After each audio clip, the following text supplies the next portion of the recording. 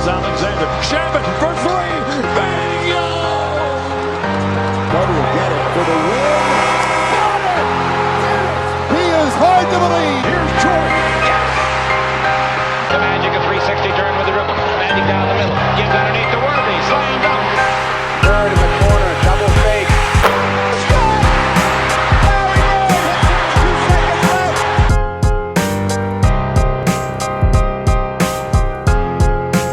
What's going on, guys? Welcome to Dime Dropper for another one of our 2021-22 season previews. For this episode, we are joined by Brian from NothingButSuns for the Phoenix Suns season preview. He's followed us for a minute, and I wanted to collab with him last season during the Suns playoff run, but the Wi-Fi, man. You guys know the Wi-Fi. You longtime subscribers know it was tough. So here we have NothingButSuns. Brian, welcome to the show, man. Oh, man. Thanks for having me, bro. Appreciate it. I bet you this video is going to get a lot of likes because of the decor, man. You got the Kobe jersey on. You told me that was your favorite player growing up. Yeah, it actually was. Like, just playing basketball, Kobe was my guy. It was so weird. It's like contradicting. Like, the Suns were my favorite team, but Kobe was my favorite player. So I remember when they went battle against each other, I always chose the Suns to win, but I wanted Kobe to, like, have good games. But it was just always weird during those matchups. Yeah, he was a real Suns killer. I mean, 06, the Suns. When did you, like, start following the Suns? So, like, what was it that made you a Suns fan? So, like, to keep it, like, short and simple, bro, honestly, just growing up, I didn't know nothing about basketball. Only thing I knew was Allen Iverson because of cornrows and Shaq because I wore his sneakers and Michael Jordan because he's Michael Jordan. So I didn't know who Kobe was, Tim Duncan, none of these guys. So my sister was a big fan of Dwayne Wade. I'm like 8 years old, and I'm going shopping for Christmas, and I see Dwayne Wade on the cover. I'm like, oh, I want to buy this. Nice Christmas gift. I end up playing the game. And just like a regular, like 8, 9-year-old, bro, like, you don't know basketball, so your first thing you're going to do is pick the best team you see. So the Phoenix Suns at the time were the best team, so I just clicked them. I'm like, oh, I like this team. And so every time, like, my friends would come over and play, they're like, what team you use? I go, Phoenix Suns. And then, like, from there, that was just my team, bro. NBA Live 06, that was my first NBA Live too, with D Wade on the cover. Wow, that's crazy. Yeah, that was also my first one. So you saw Kobe in 06 against the Suns in probably you were probably. I mean, I rewatched that series 15 times, bro. Like, dude, that one was crazy. Kobe was ridiculous that year, and then 2010 was he got some. He was disrespectful. Yeah. He was really disrespectful, man. That shot over Grant Hill, I still think about that. It's crazy. Well, so let's talk about this new Suns team. I wanted to just because last year, this is one of those teams where I knew a lot about it too because we did the Suns as one of the dime dropper teams last year. So I was talking about them a lot. So and because we played them in the play, like they beat both LA teams. So like I really know this Suns team. But I was gonna ask you, just give me your thoughts going, as a Suns fan, it was your first time watching the Suns in the finals, right? Because 93 was before our time. So yeah, I was 97, yeah. What were the emotions like seeing them get to the finals and then disappointed? I mean, up 2-0. Talk to me about it, man. Man, it was weird, man, because, like, I was just not used to it. Like, I'm used to basketball ending in April. So we're playing, like, June, July, and, like, I got my friends texting me, my family, like, oh, Suns. I'm like, oh, this is real. Like, it was just exciting, bro, just being on Instagram, seeing every Suns fan hype, seeing, like, the videos and everybody just going crazy, the fans fighting. I was with all that shit, bro. Like, I love every aspect of it, and, like, I'm ready for a part 2. So, yeah. So what did you think went wrong in that finals that you have to improve on this season, or what was it that, stings the most? I mean, first and foremost, Giannis, he was a matchup nightmare.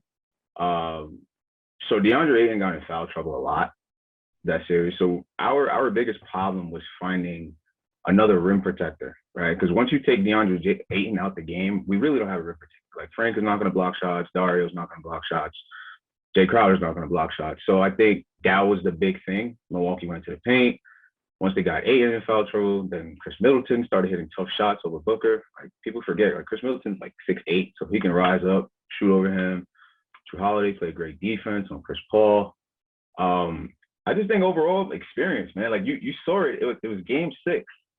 Like, everybody but Chris Paul, maybe not Booker, but specifically like Ayton, he looked a little scared. Like, Chris Paul looked like the only one that been there, done that, and a little bit of Jay Crowder. like you could just see the experience that Milwaukee had compared to the Suns team, who barely any of those guys, ever made to the playoffs besides Chris Paul and Crowder. So I saw a lack of experience down the stretch. And I think this year, adding Javel Mcgee with that experience, you'll see a different Suns team. That's some good points. I didn't think of the backup rim protector thing. Javel Mcgee, we obviously had him here with the Lakers 2020 and 2019. He's underrated, man. He was a very solid part of those Laker teams. He started for a lot of games. Obviously, depending on the matchups, Vogel used to, bench him sometimes, but not due to how he was playing. It was mostly because whatever was best for the Laker team. And dude, JaVale, he's athletic, man. He's only gotten a little bit more polished skill-wise. He still is a little clumsy, but I think you guys are going to like, especially as a backup, I think you guys are going to like him a lot. Yeah, definitely. I'm looking forward to it. I know we have like Jalen Smith as well. Like our depth chart is pretty good. We added Landry Shamet. That's my guy. Like I asked you about him, bro. Like I'm really excited about him. I think he's going to help, when Booker's probably having an off game, he can come in and kind of step up and fill that void. But, Yeah, so that was an incredible run to the finals. A lot of people, though, are saying, it only happened because everybody was injured. It's not going to happen again. I personally – let me ask you this. One of the biggest reasons why the Suns were so good last year compared to everybody else was that you guys stayed healthier than everybody else. And so we had Devin Booker, who missed only 5 games. Chris Paul missed 2 games, and DeAndre Ayton missed 3. Mikal Bridges played every game. So I think you'll be able to sustain another healthy season. Do you have any injury concerns? And I don't know, man. I would always be scared about Chris Paul just because I have my PTSD as a Clipper fan with him. But he's been pretty good since this new diet he's went to. He doesn't get injured, I guess, the last couple of years. Vegan diet. Yeah, I think that vegan diet definitely helped. You could see, like, he slimmered down a bit. Also, Chris Paul was hurt, man. Like, he had a wrist injury. Remember, he had that stinger on his shoulder for the first round. He had COVID. Dario had an ACL injury. He's out. As far as injuries, I'm not really concerned because I think Chris Paul, he probably won't play back-to-back games, which is good. So we have campaign. We just brought in Elfrid Payton. So I don't see injuries really messing with us, man. Only obstacle I see that's messing with us is nothing. I don't see anything bad going for this season. That's why the Suns can't make the finals again. I really believe they can. So CP3, he had, statistically a pretty good series, but he had it seemed like at times last playoffs, he slowed down the pace a lot. And, he was obviously not 100%, but he's always been that guy. He wants to, get into his stuff.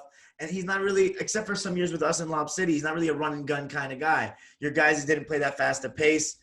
Do you think there's anything that he, even at this age, could have learned from that? Because I don't know. Look, actually, before I ask you about Chris Paul, I wanted to know Devin Booker. He's the guy that's the franchise player. What did you think of his performance after all these years? We hadn't seen him in really meaningful games. What did you think of him in the playoffs, first time? The playoffs, he played well. For the first time, he dropped 40, 30. Elimination game against the Lakers, he went crazy. Great games against Milwaukee, Denver. I was proud of Booker, bro, because I was just tired of everybody saying he's not a winner. And, like, whenever you compare Booker to, like, I guess, Donovan Mitchell or Jason Tatum or wherever they compare Booker to, I always say, like, first off, look at the conference they're playing in, and second, look at his teammates. So, like, Donovan Mitchell came in, at least he played with an all-star. Rudy Gobert, he had what? Ricky Rubio, Mike Conley was an all-star. Booker came in, I mean, it was Bledsoe, an old Tyson Chandler, Marquise Chris, not in the league, Josh Jackson, not in the league, that Dragon Bender, not in the league. I mean, like, the list goes on and on of just how horrible, not to say horrible, but how bad his teammates were compared to his peers. So now that he actually has a good team, he has an all-star beside him, you see what he can do. He's a winner. Like, he won in Kentucky, not like the championship, but he won a lot of games. So I don't know. I was really just proud of him. I think also you saw a little Kobe Ness from him. You saw some moves, some similarities. It was just amazing. I was happy because the world finally got to see that he's not only a scorer, he can play some defense, he can facilitate. So I was happy for that. So do you think that D-Book and Chris Paul how much better do you think Ayton's going to get this year? I would say how much better do you think Ayton's going to be this year? And do you think CP and D-Book as Book's the best player and Chris Paul duo are capable of winning a championship against, beating the Lakers, beating the potential Nets. Say Kyrie doesn't play or he does play. Forget it. Forget Kyrie. But, even Harden and Kevin Durant or the Bucks. Oh, yeah, that's tough. So I first of all, I think Booker and Chris Paul, I remember last year in the beginning, they had a tough time gelling. And it took a while, but once they clicked. First off, they're both half-court players. Like, Booker is really a half-court type of guy. He's not really, trying to run and gun. So it fits perfect with Chris Paul. And they just feed off each other. Like, one guy get the ball, high pick and roll. Another guy get the ball, high pick and roll. And then Ayton, so last year I had high hopes. I'd admit, I was like, yeah, the dude can average like at least like 23 and 12 or like put up close to Joel Embiid numbers. But I think he averaged like 14 and 12 last year in the regular season. But in the playoffs, he did well. He averaged like 17, 18.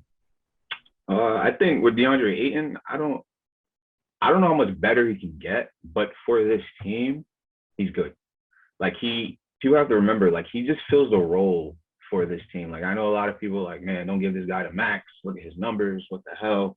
He's not putting up Joel Embiid numbers. And I'm like, I understand. But if you look at Embiid, I think his third year, he averaged like 24. Joel Embiid's fourth year, I think he averaged 24. Ayton's fourth year, I could see him averaging around 20. But I would give him the max only because, you don't want to break things apart, bro. Like, Ayton's he was the youngest guy out of our core. He's like 21, 22. He's younger than Book, younger than Bridges, younger than Cam Johnson. So people have to remember that. He's also a big man. Big men take longer to develop. And also with DeAndre Ayton, he showed up in the playoffs. Like, you can arguably say he was probably our best player in the playoffs for a lot of games. Like, he showed. In the series against the Clippers, I'd say against us, he was the best. He was the best. That's what I'm saying. So everybody's really trying to say he doesn't deserve it. I'm like, why? Why would you? Do you want to go back to how we were before? Like, no. You know what I mean? Like, I'm paying him, man. I don't care. Just how you guys paid Chris Paul, paid him, man. Because you know how it is in the NBA, bro. Like, you reached the finals one year. When the last time OKC went back? Yeah, haven't gone back. So because they didn't want to pay one. Let me ask you this: okay, so I'd say as a Suns fan, I'd be confident that you guys could beat the Nuggets or the Jazz this year. The real only one that really sticks out is the Lakers.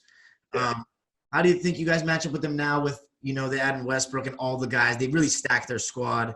And, you guys got your same core. D-Book is your best player. You can argue that he may be the third best player on the court when LeBron and AD are healthy. Like, do you think do you think he can outperform LeBron in a series again? Because he totally outperformed. He was the best player in that series to me. For sure. LeBron looked a little tired and old, and that ankle definitely hurt him. Here's my thing with the Lakers. No lie, they're the most talented team on paper. I don't care what anybody says. On paper, they're the most talented team. But and I know, bro, that doesn't mean nothing. Like, you have to gel. I mean, preseason doesn't mean anything, but, they didn't play well in the preseason. And also with us, I think the biggest advantage the Suns have is, like you said, we brought our squad together. So we don't have to worry about, okay, which player likes this, which player does that. Like, everybody knows their roles.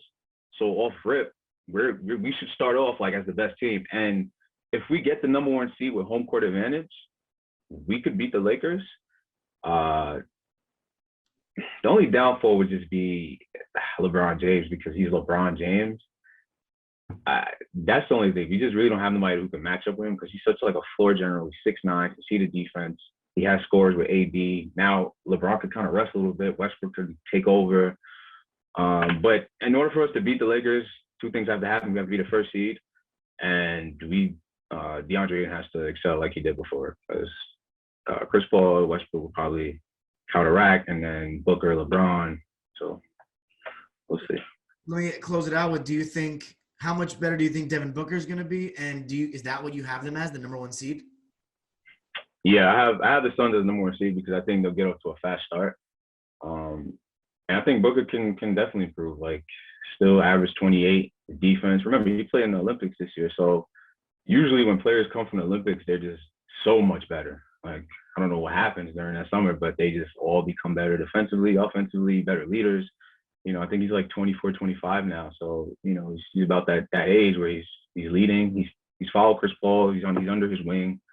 I think Booker can be – I would like for him to be an All-NBA. Okay. I don't think he is yet. 25 points a game last year. Yeah. Well, we'll see if he builds off that. I got the Suns finishing second. Right now, I just have the Lakers number 1 just because I don't know. There's something about just putting them, giving them high expectations and then seeing them, like, preparing yourself for them to be great. And then if they lose, it's just that much more satisfying. I know. But, I got them for just because of the talent. But I totally see your point about – I think you can make a case for a couple teams with that chemistry thing, the Denver Nuggets. But I don't know about Jamal Murray's status. But Utah could do the same thing as you guys that, they'll be back with the same core that they had. I don't know, though. I like your team better than Utah. I think Utah's threes, and Ayton actually has to be guarded. That's the one thing, though. I want to see Ayton keep progressing and, like, being aggressive, like, get in the post against mismatches. Like, Chris Paul looks for him sometimes, demand it. You know what I'm saying? Because he actually has skill. Like so, like, I was always wondering, like, is it – because I would talk to, like, other Suns fans. Do you think it's because he's not demanding it? Or do you think Monty Williams just said, hey, all we need from you is to roll, set the pick, roll, dive, shut up? What do you think it is more so, like him not demanding it or Monty telling him, hey, he's right? I think, I'm not sure what he tells him, but I definitely think that he trusts Chris to make the right decisions on the floor. And when it's rare that I see Ayton actually, like, really call for the ball and Chris not throw it. It's usually Chris looking for him. He's not trying to post up more often than not. So I just think that he needs to have a little more dog in him, and I think that could unlock a lot. I just think, and we'll see how it's going to be tough because of the Lakers. But honestly, if you can avoid them, and if Kawhi doesn't come back, let's not act like we're out of this year. But I think that you guys have a good chance. I think people are sleeping a little bit. I think people are definitely sleeping a little bit. It's all going to be about sleeping. 82 games. These injuries, man, they've been going up in the NBA these last couple of years. Yeah, because all the training. Like, nobody on ESPN or SportsCenter is talking about the Suns to even reach the finals. Everybody's like, oh, it was easy. Everybody was injured. They ain't doing nothing. And I'm like, all right, you guys didn't watch basketball. But also, everybody knows the reason why you have a 12-man roster is because there's more than likely going to be injuries. That's why you go out as a GM and get depth and you get a great backup, point guard, shooting guard, or whatever you have to do. I don't know. I just see the Suns really just continuing from last year. Same coach. And as far as Ayton, I hope by not giving him that extension, I hope that motivates the shit out of him. Like, I hope he comes in angry, like, word, y'all not that. Like, I'm going to go and rip everybody's head off and y'all going to see what I'm worth. So I hope from the mental aspect that helps him. Last question, Chris Paul or Nash? Oh, shit. Steve Nash, bro. Come on, man. That's the guy. A good Suns fan. I hope you say that. Yeah, Steve Nash. All right, hey, give yourself a plug, like let everybody know where they can find you for some Suns content. For sure. You guys can follow me at NothingButSuns. It's on Instagram, on Twitter. I post regularly. So, yeah, you guys can definitely follow me. Appreciate it. Make sure to leave a like, subscribe, check out Nothing But Suns. Thank you guys for joining us. Let me know what you guys think in the comments. Where are the Suns going to place this year? Peace. Definitely.